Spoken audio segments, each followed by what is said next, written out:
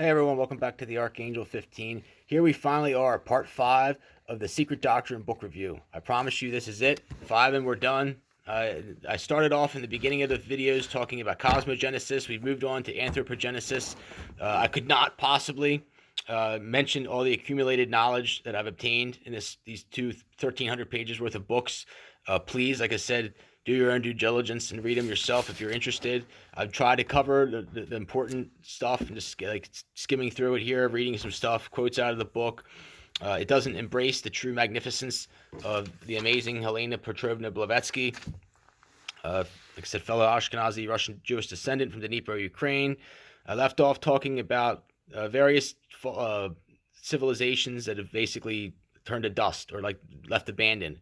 And she mentions Michael the Archangel and this constant theme of battling, good and evil battling, dark and white battle, light and darkness battling. And I have innumerable things that I've done in the past that proven my existence and who I am, and I get no respect. I'm kept impoverished. I'm kept enslaved. My hope is to make it to China. I really believe that like there's going to be an unveiling of sorts. That like I have a better chance of facilitating something there than anywhere else. The cloning programs have just tried to undermine me, and that basically everybody and their brother is involved in these cloning programs, from the top, from the elites to the top down. And I do my job and my duty to fucking serve our Lord with great honor and pride. And like I said, I will cut these people to the floor. And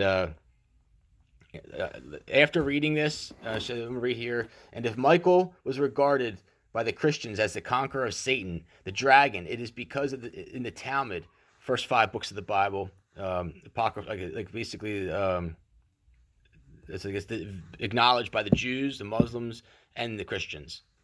And the Pentateuch, they were penned by Moses. They're books of law. They're not the first book. The book of Job is actually the first book of the Bible. The books of the Bible are not in chronological order, and like I said, there's huge issues with interpretation, Greek, Hebrew, and Aramaic. And like I said, the interpretation has been dissolved over years, and there's many different versions of the Bible, ones that we're not even able to have ourselves. And it says, if Michael was regarded by the Christians as a conqueror of Satan and the dragon because of the Talmud, this fighting personage is represented as the Prince of Waters, who had 7 subordinate spirits under them. A good reason why the Latin Church made him the patron saint of every promontory in Europe. So like I said, she just says this emphatic love with Michael over and over again. And this like ultimate, like Crowley mentions the ultimate black mass is going to be like when Michael destroys the earth by fire. And she mentions that like the ultimate purification of the earth will be by when the earth is destroyed by fire. I feel like I said, after reading this books, if you ever seen the movie Lucy, where like I said, like she like this is what happens when she unlocks 10% of her mind, 20, and she can control the weather and she can control like move objects and this and that. I feel like I've unlocked like deeper elements of my brain's potential after reading this book.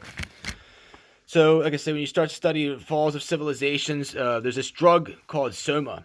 It's known as soma. My mother actually told me about this years ago. Supposedly it was like, okay, there's 2 different interpretations. One is her interpretation, and one is like an interpretation of Blavatsky. So Blavatsky says that it was like taken by only the elites were given this drug, and it like opened up pathways to wisdom and knowledge, like that you like never like it was like almost like you gained divine intuit knowledge, like or like unlocked neurological pathways or like increased knowledge in your mind or something like that. And I can see where like almost the near death experiences. Like I've done studies on this. Andrea Puharich, they've done studies with LSD where like they give it to 2 people and one of them goes down in a submarine and they have telepathy with each other. Like really interesting stuff with drugs. Like not all bad. Really interesting value to some of it. And but then my mom says that there was this drug named soma that like you know like they don't even talk about it. Like supposedly like it destroyed entire civilizations. It was that impactful. Like it had just devastating effects. And like there was this marijuana strain, diesel, and like the company that made it, the seeds were soma, and like you can't really find it anymore. And like that wasn't what it was.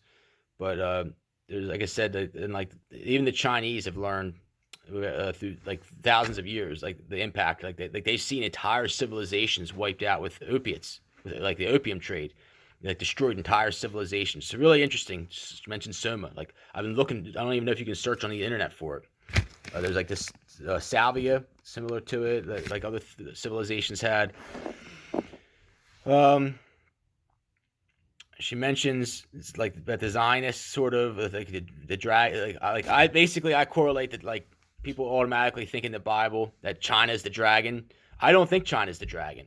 Like they use it a lot in their symbology, but like it's really I believe it's the Jews and the banks, the Zionists that represent that's the final battle with Michael in the end. That like his battle is with them, and they're the ones that are involved with the cloning and other things. Like look, when you wake up in the morning, why do you wake up? Do you have to go to work and for your 30-year mortgage and everything else? And in the Talmud, it says, like I said, Michael is the name of Michael means he was like God.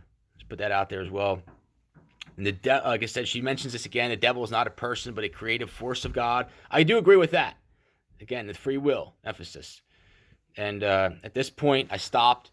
I kind of like guessed as to where the end of the book is going to end, like something to do with fire, like brimstone and fire. I was actually wrong, but like I said, Crowley mentions that the ultimate black mass will be the final judgment, and she mentions that the ultimate purification will be destruction of the earth by fire.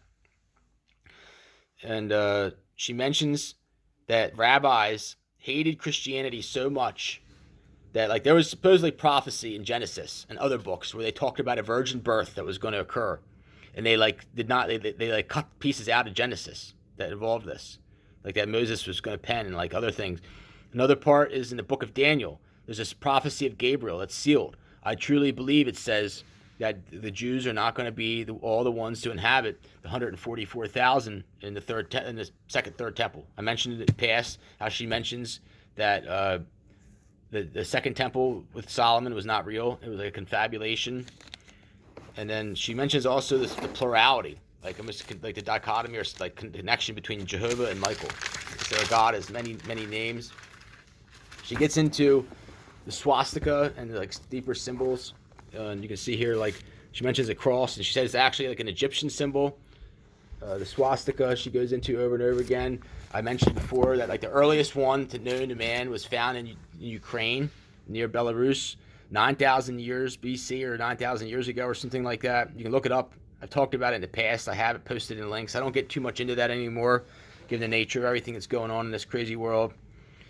She mentions this book called The Book of Concealed Mystery, and it's really interesting. Look it up. The Book of Concealed Mystery, and like there's certain underlying themes to it, and like one of the big ones is that like mystery, the mystery of faith needs to be kept secret.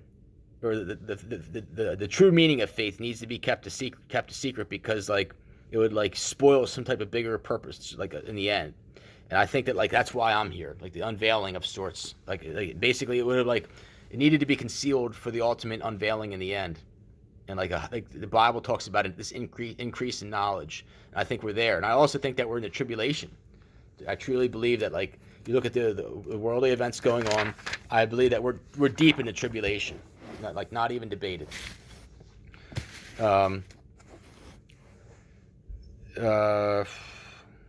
Sometimes, like I said, the highest level purity is reducing the world to ashes. She mentions here, I covered that. And sometimes her stuff is a little bit out there, like almost fiction or fantasy. She had a beautiful mind, and I only question her about 15% of the work. And like sometimes like it tends to be like repetitive.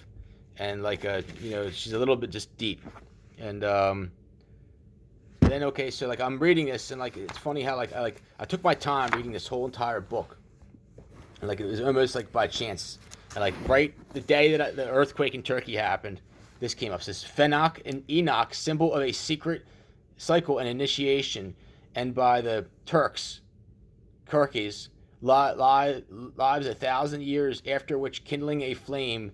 It is self-consumed and then reborn from itself. It lives another 1,000 years up to 7 times 7. And this is the Book of Ali, Russian translation. When comes the day of judgment? 7 times 7 is 49. Kind of transparent allegory.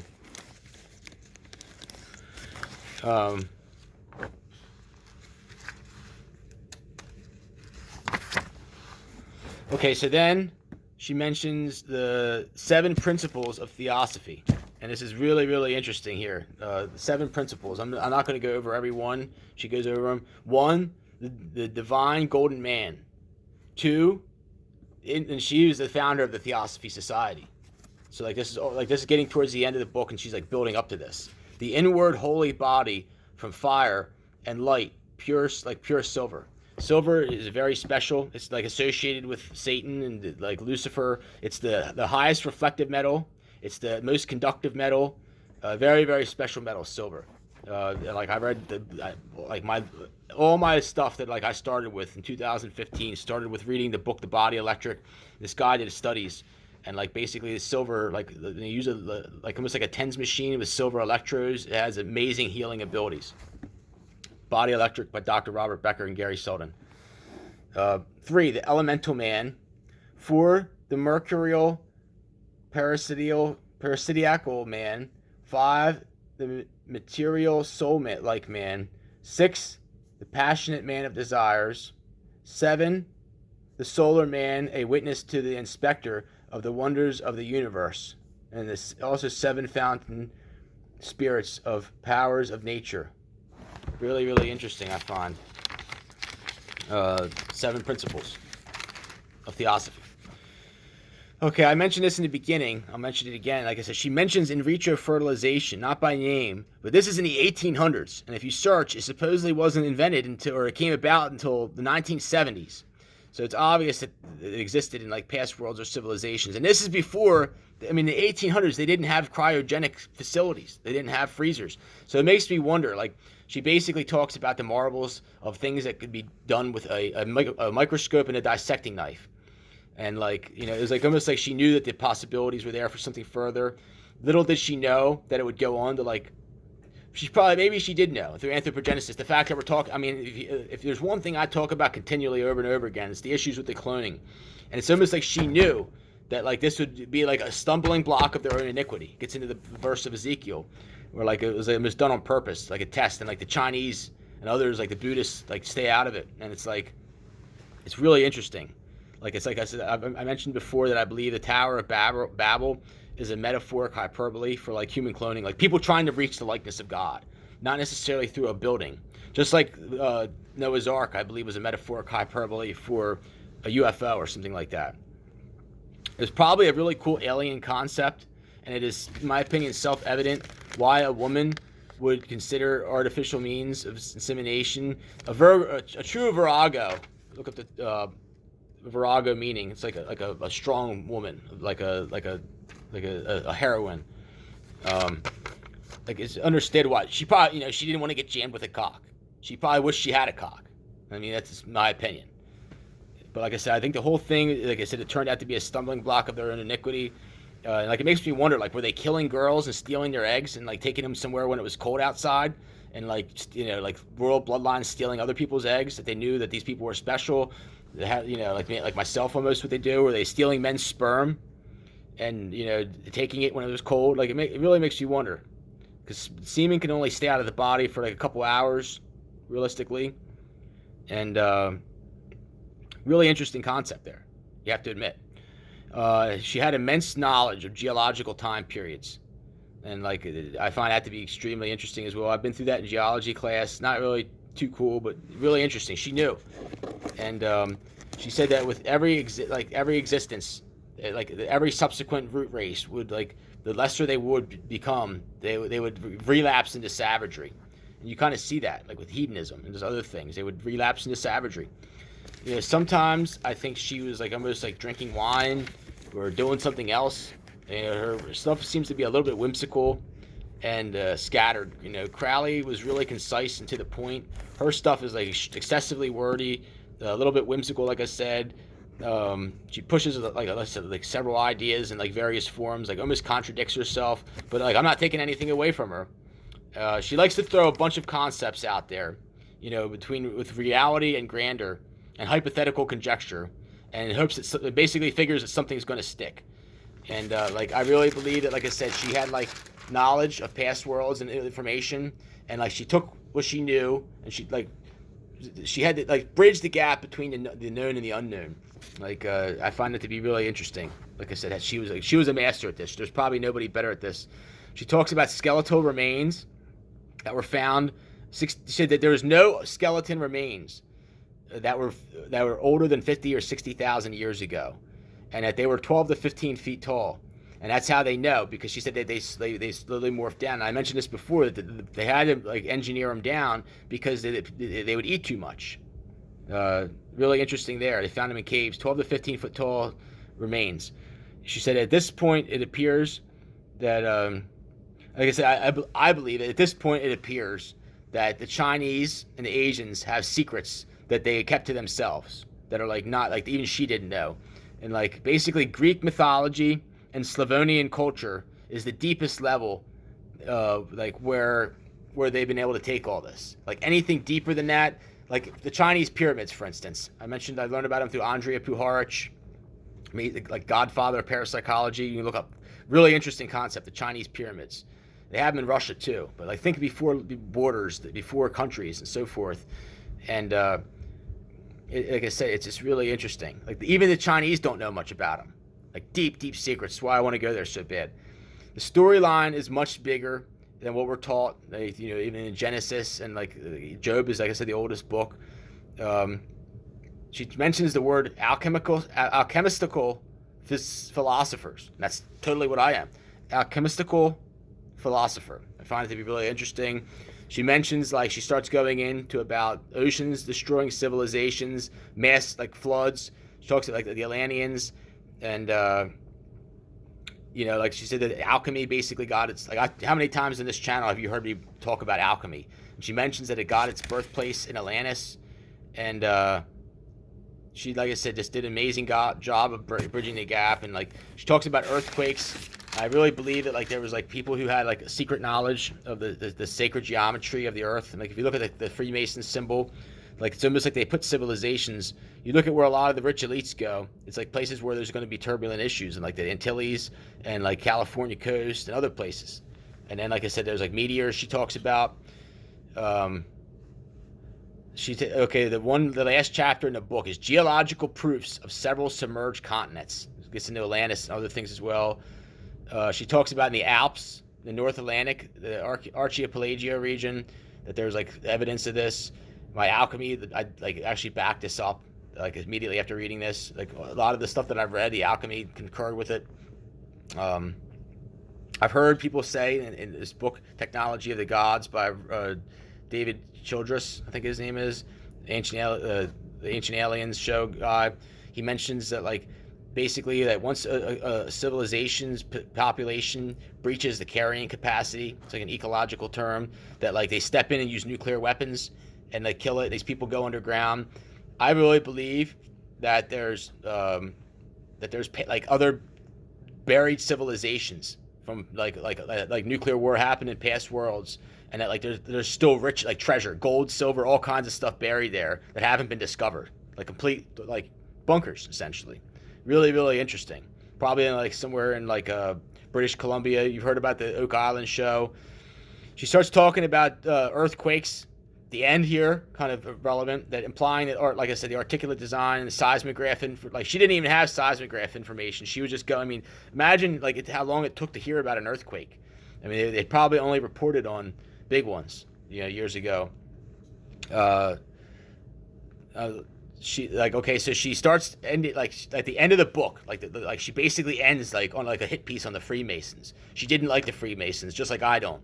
I refer to them as lip dick Masons, and like she basically says that like all religions have some truth, and that like none of them are founded in like lies, and that basically a lot of the Freemasons, there's so much of the Freemason stuff like the Solomon Temple that is like complete outright lies and BS. It's like they just wanted to cherry pick certain things and they like put it into a cool little show, almost like that she knew that they were going to be a nefarious entity or like an antagonistic figure in the end, and they truly are. And like whether they realize this or not, I don't know. I almost think at this point they have to realize that they were set up. And basically all religions have some truth. And like I said, like the Freemasons, she calls out on a lot of bullshit at the very end of the book. It's 1,300 pages. She builds up to that. I was kind of disappointed You know, like I was expecting a little bit more in a sense, but I felt a very special feeling when I got done this. Like I felt like I almost like got done like a course in college or something like that, and like got done like went up and walked up and checked my grade and I passed the final and like I got a good grade and like it was like a really good feeling. It was like even bigger than that. But anyhow, like I said, like essentially a lot of the knowledge here I knew, a lot of it reaffirmed, like I said, what immense knowledge I've accrued and acquired over the years, and it broadened my horizons to another plethora of true incarnation. There will never be another Helena Petrovna Blavatsky. If you're still with me, I can't sincerely thank you enough for sticking it out through these 5 various videos that I've done. I'm going to start scaling back my channel, but this was a big one. I'm very happy I saved this for the end. Check out her other work if you don't know about it. Again, thanks for watching. Take care.